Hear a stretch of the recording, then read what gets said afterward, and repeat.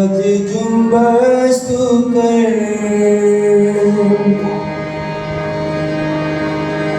چھو دے ہر زندگی خالدہ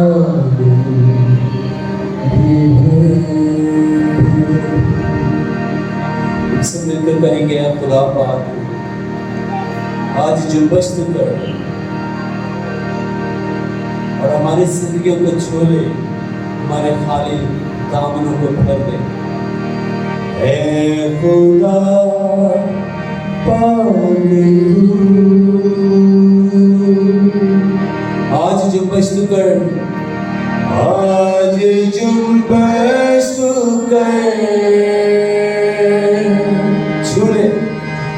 چھو لے ہر زندگی خالدہ بندی ہے۔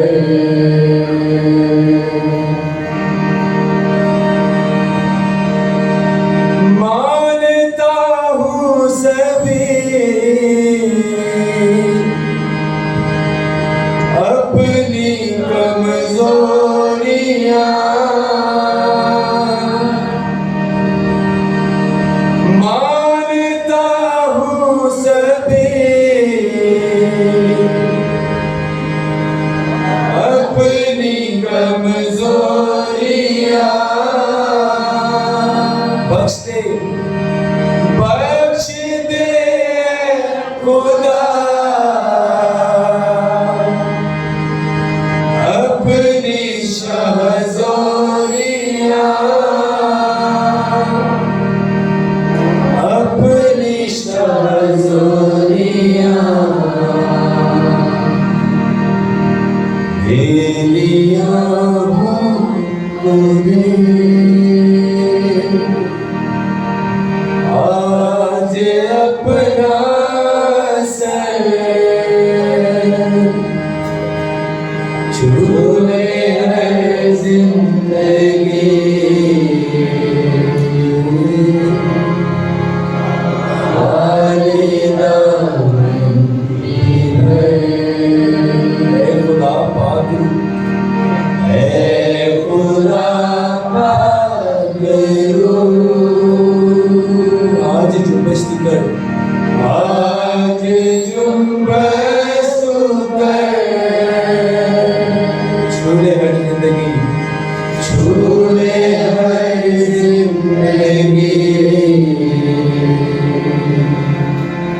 خالدہ بندی ہے، خالدہ بندی ہے۔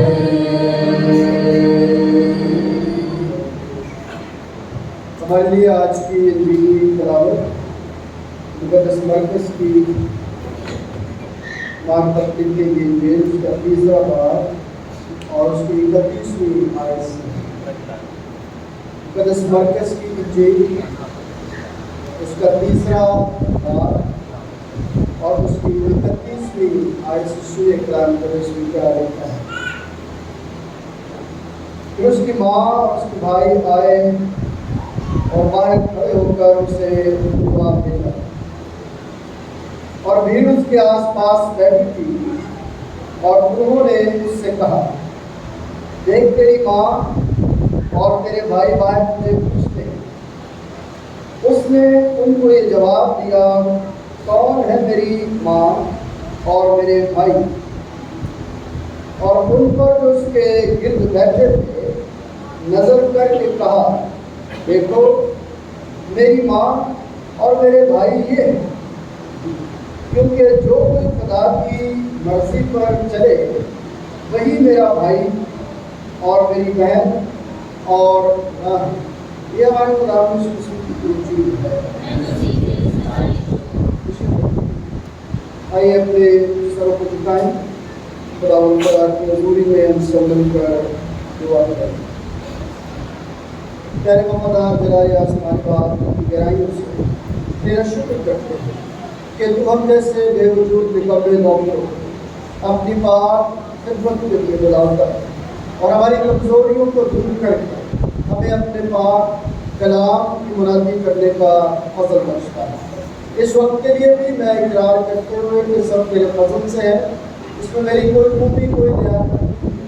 हमें ये फजल बख्श के आज भी तेरे कलाम की इस आवाज़ को सुनते हुए बरकत पाएँ और एक दूसरे के लिए बरकत का वसीला बने, यीशु मसीह के नाम से आमीन।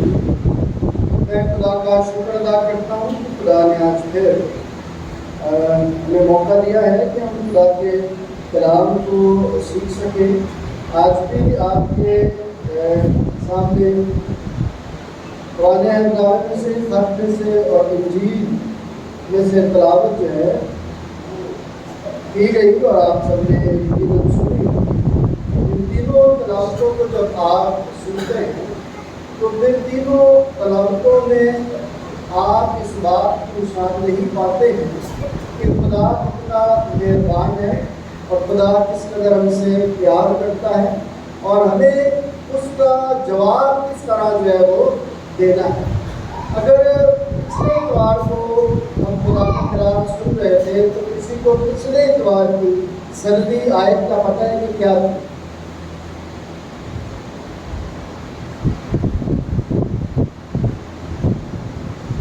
जब हम खुदा की हज़ूरी में तवज्जो के साथ बैठते हैं और फिर देखिए जब खुदा हमें खुराक देता है तो हम खुराक को किस तरह खाते हैं? नवाले बना के सीधा निकल जाते हैं या उनको चबा कर खाते हैं? चबा कर खाते हैं। और जब आप चबाते हैं तो फिर उसका जायका भी आपको क्या होता है? महसूस होता है। अगर एकदम से नवाला निगलने की कोशिश करें तो शायद वो ना निकला जाए, लेकिन जब आप उसको चबा कर खाते हैं तो फिर आपको उसका टेस्ट भी आता है और फिर निगलना भी उसको क्या होता है? आसान होता है।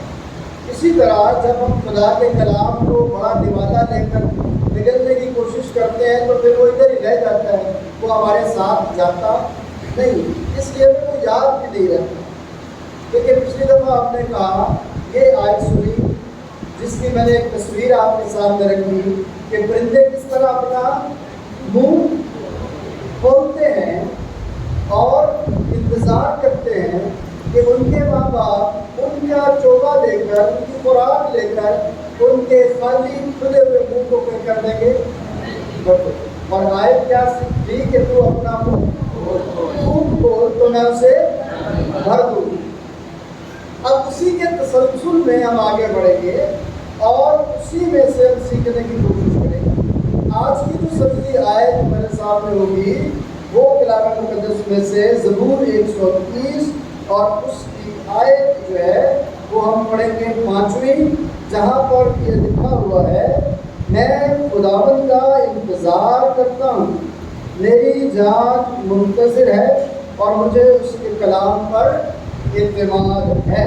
मेरी जान क्या करती है? बोलिए क्या करती है? खुदा का इंतज़ार करती है। और आज अगर मैं इसको एक छोटा सा खाका या पॉइंट्स आपके सामने रखने की कोशिश करूं तो पहला पॉइंट इसमें हम इस अंदाज से रखेंगे कि ये ज़बूर जो लिखा गया है 130, इस ज़बूर की मुनासिबत से कि इस ज़बूर में खुदा की बख्शिश पर, खुदा की रहमत पर ज़बूर नवीस जिस तरह से भरोसा करता है, उस भरोसे को हम पेट में पड़े हुए, मछली के पेट में पड़े हुए यूना की दुआ से जान सकते हैं कि वो किस तरह से खुदा पर एतमाद और खुदा पर भरोसा करता है। ज़बूर नवीस भी जब खुदा की हज़ूरी में अपनी ज़ात को देखता है और अपनी ज़ात में गुनाह को पाता है तो मायूसियों की गहराइयों में वो गुनाह को तस्लीम करता है। वो उसे पुकारता है कि हाँ मैंने क्या किया है? गुनाह किया है। और वो मायूस अपनी वजह से है, खुदा की रहमतों से वो मायूस नहीं है। अगर खुदा की रहमतों से मायूस अगर वो होता तो वो कभी ना कहता कि हाँ सुबह का इंतज़ार करने वालों से کہیں زیادہ میری جان تیری منتظر ہے۔ اگرچہ وہ گناہ کی وجہ سے مصیبت میں ہے، پریشانی میں ہے، اس کی زندگی جو ہے وہ گناہ کے سمندر میں ہچکونے لیتی ہے، لیکن وہ جانتا ہے کہ میری جان کا لنگر کون ہے؟ خدا ہے۔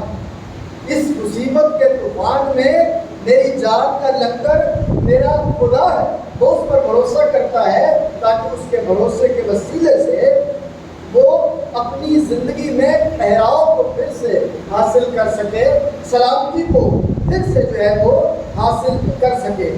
اس بات کو سامنے رکھتے ہوئے، اس بڑی امید کے ساتھ جب ہم اس آیت پر اپنا دھیان لگاتے ہیں تو پہلی بات، اس کو پہلا نقطہ آپ سمجھتے ہیں، وہ ہمیں یہ بتاتا ہے، وہ ہمیں یہ سکھاتا ہے کہ ہمارے انتظار کی نوعیت کیا ہے۔ اگر میں عنوان آپ کے سامنے رکھوں تو امید کے ساتھ خدا کا انتظار۔ آج کا عنوان کیا ہو سکتا ہے؟ امید کے ساتھ خدا کا انتظار۔ اور اس میں پہلا نقطہ جو سمجھنے اور سیکھنے کے لیے ہو وہ کیا ہے؟ ہمارے انتظار کی نوعیت کیا ہے۔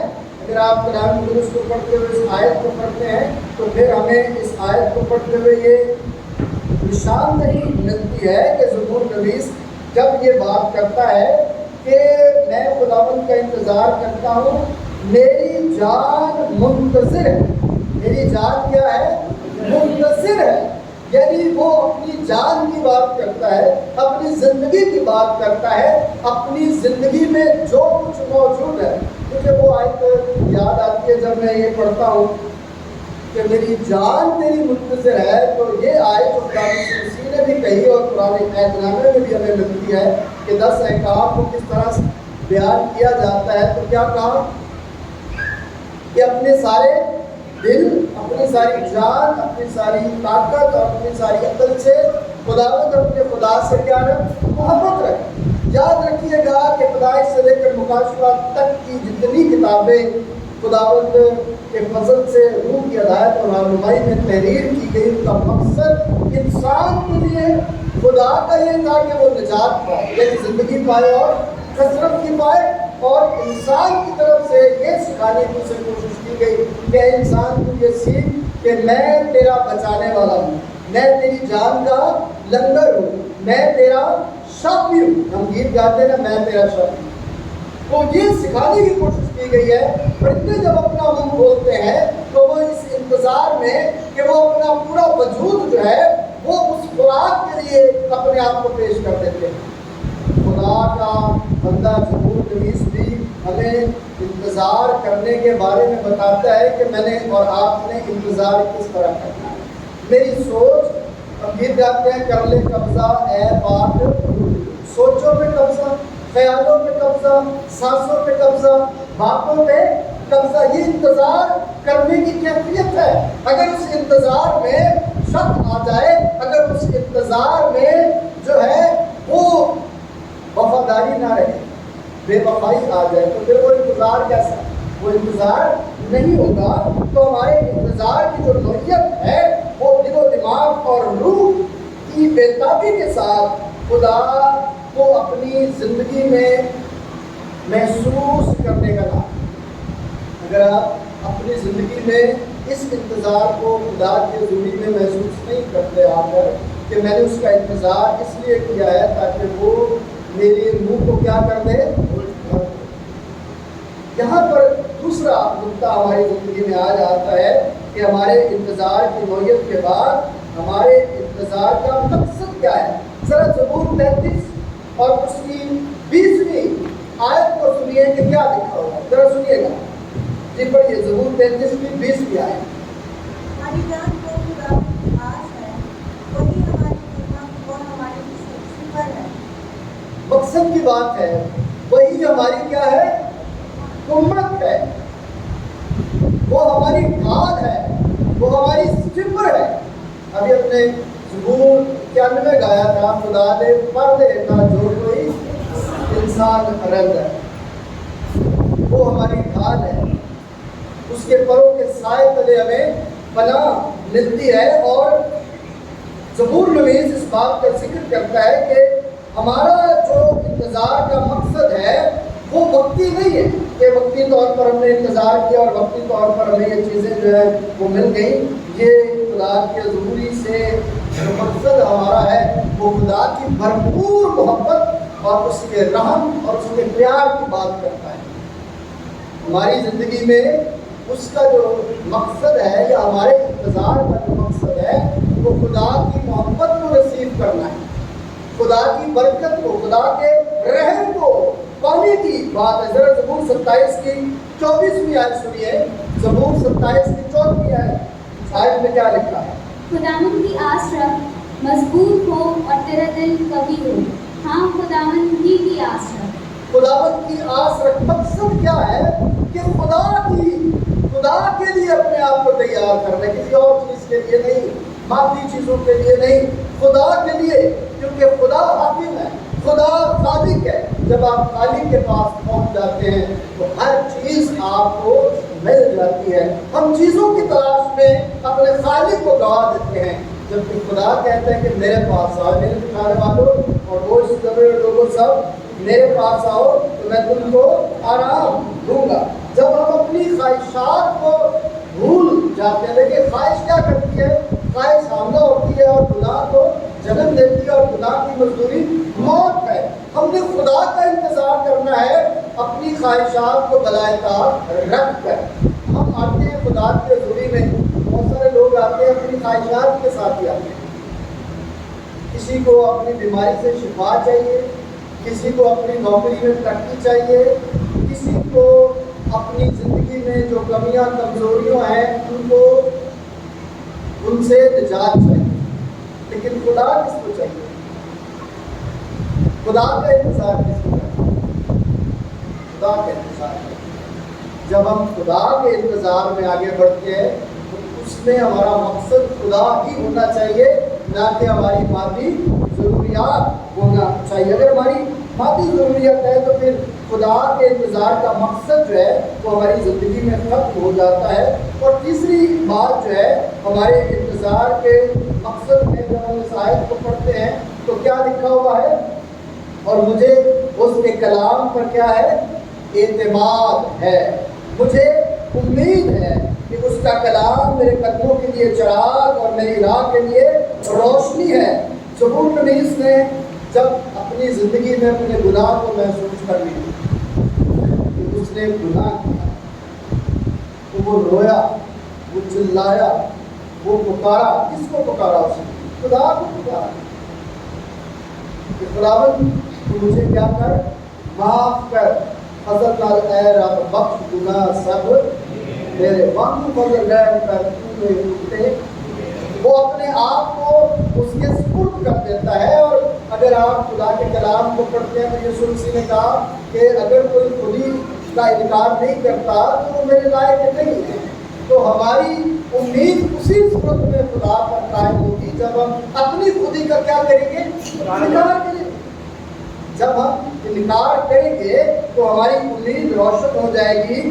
ہماری امید خدا کے کلام کو ہوگی. ذرا رومیو کا خط اس کا 15واں باب اور اس کی 4تھی آیت سنیے, وہاں پر خدا کیا فرماتے ہیں. کیونکہ جتنی باتیں پہلے لکھی گئی وہ ہماری تعلیم کے لیے لکھی گئی تاکہ صبر سے اور کتاب مقدس کی تسلی سے امید رکھیں. اب امید کیسے رکھنی ہے؟ کلام کی وسیلے سے, کلام کو پڑھنے کے وسیلے سے. جب ہم نے کرنتھیوں کے خط کی تلاوت سنی, اصل میں جب کرنتھیوں کے خط میں ڈبل حوالہ ہوتا ہے تو وہ سارا پڑھنا ہوتا ہے, صرف سنگل آیت نہیں پڑھنی ہوتی. وہ وہاں سے لے کر وہاں تک ہوتا ہے. جب آپ وہاں سے لے کر وہاں تک پڑھتے ہیں تو پھر پورا آپ کو سمجھ آ جائے گی کہ میں نے حوالہ کیسے پڑھنا ہے اور حوالے کے اندر کیا موجود ہے. ہو سکتا ہے کہ لکھنے میں غلطی ہو گئی ہو, لیکن اس کو پڑھتے جو ہے جب 2 حوالے آئیں گے تو اس میں سے سارا پڑھا جائے گا. اگر الگ الگ بتایا جائے گا تو پھر الگ الگ پڑھا جائے گا. اگر ایک حوالہ بتا کے تا لکھا جائے گا تو اس کا مطلب ہے یہاں سے شروع ہو کر وہاں تک کیا ہوگا, ختم ہوگا. تو ہماری امید کلام کے وسیلے سے ہوتی ہے, کیونکہ کلام پر جو توجہ کرتا ہے وہ بھلائی دیکھتا ہے. اور خدا چاہتا ہے کہ ہماری امید کا منبع جو ہے وہ خدا खुदा का कलाम हो जो हिकमत हमें रोशन करती है, जो हिकमत हमें दानिशमंद बना देती है, ताकि हम खुदा के कलाम पर अपना एतमाद रखें। ज़रा पुराने अहदनामे में से यशायाह नबी का सहीफा उसका 40वां बाब और उसकी 31वीं आयत में देखें कि यशायाह उम्मीद की क्या बात करता है। लेकिन खुदावंद का इंतजार करने वाले असर नौ तामीर जोर हासिल करेंगे, वो उकाबों के माने बाल ऊपर से उड़ेंगे, वो दौड़ेंगे और ना थकेंगे, वो चलेंगे और ना मांदा ना होंगे। ये उम्मीद की बात है। जो खुदा पर उम्मीद रखते हैं वही अक्सर नौ तामीर किए जाते हैं, वही अक्सर नौ बनाए जाते हैं, संवारे जाते हैं, उन्हें ही ताज़ा दम दिया जाता है। जो खुदा पर ईमान रखते हैं, जो खुदा का इंतजार करते हैं, जो कलाम यानी उसके वादों पर अपना एतमाद रखते हैं, क्योंकि कलाम ये कहता है कि ना वो इंसान है कि झूठ बोले और ना दमजात है कि अपना इरादा बदले। अब जब हमने इंतजार की नोयत को समझा है कि अपने पूरे अपने बदन दिलो जान के साथ इंतजार करना है, हमारा मकसद खुदा की हजूरी है और इस मकसद को पाने के लिए खुदा के वादों पर अपना ईमान रखना है। तो इसकी हम मशक कैसे करें, इसकी रियासत कैसे करें? जैसे पौलुस अपने खत में लिखता है कि रियासत किया करो, यानी प्रैक्टिस किया करो, जो सिखाया जाता है उसे अमल में लाया करो। आज ये बातें जो खुदावंद के कलाम से हमने सीखी हैं उसको अमल में कैसे लाएंगे? ज़रा ज़बूर 37 की 7वीं आयत सुनिए, वहाँ पर क्या लिखा हुआ है? खुदावंद में मुतमईन है खुदावंद में मुतमईन रह और सब्र से उसकी आस कर। और सब्र से उसकी आस। देखें मशक किस तरह करनी है आपने? मुतमईन रह के करनी है। ऐसी बात नहीं है कि आप जो है वो कहे कि खुदा मेरा है और फिर लड़ाई झगड़ा के साथ करते रहे, कहें कि खुदावंद पर मुझे एतमाद है, वो मेरा काम करेगा, फिर बाकी काम भी करते रहे, कोर्ट कचहरियाँ भी करते रहे, फिर लड़ाइयाँ भड़ाइयाँ भी करते रहे और अपने तरीके से अपने मसाइल हल करते रहे। मैं वो तो मंगना है जिनको राज्य भी नमाज रखा, तो प्रैक्टिस तो करनी पड़ेगी ना, अमल में ये चीज़ें लानी पड़ेगी। अमल करेंगे तो फिर खुदा की हज़ूरी में आप आगे जो है वो बढ़ पाएंगे। और अमल करने की ये पहली बात ज़बूर नबीस ने बताई कि उसमें मुतमईन रह कि वो तेरे लिए सब कुछ करेगा, क्योंकि वो क्या है? जिंदा खुदा है। जरा नोह की किताब उसका 3रा बाब और उसकी 25वीं से 26वीं आयत तक को सुनिए क्या कहा। खुदावंद उन पर मेहरबान है खुदावंद उन पर मेहरबान है जो उसके मुंतज़िर हैं। जो उसके खुदावंद उन पर मेहरबान है जो उसके मुंतज़िर हैं। तो मुंतज़िर होंगे तो मेहरबान होगा। अमली जिंदगी में इसको अपनाना पड़ेगा। मेरे लफ्ज़ों से, मेरे अमल से, मेरे काम से, मेरे बदन से खुदा का जलाल ज़ाहिर होना चाहिए कि मैं उसके कलाम पर एतमाद रखी। आगे पढ़िए। उस जान पर जो उसकी तारीफ है, ये खूब है कि आदमी उम्मीदवार रहे और खामोशी से खुदावंद की निजात का इंतजार करे। खामोशी से खुदावंद की निजात का, शोर मचा के नहीं, बड़ी बड़ी बातें करके नहीं, खामोशी से। और खामोश इबादत करना हर किसी के बस का काम ही नहीं है। कितनी देर तक हम खामोश बैठ सकते हैं?